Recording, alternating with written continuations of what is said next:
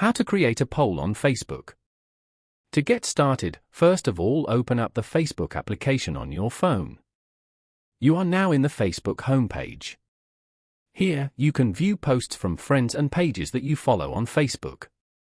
On this page, tap on the status box above.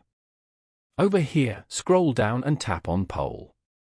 You can edit and create more options for your poll from here if you want. You can also allow people to choose multiple options from the settings below. Edit the options as you like. Once you're done, tap on Done at the top right corner. Here, you can now add the question for your poll. After that, tap on Next at the top.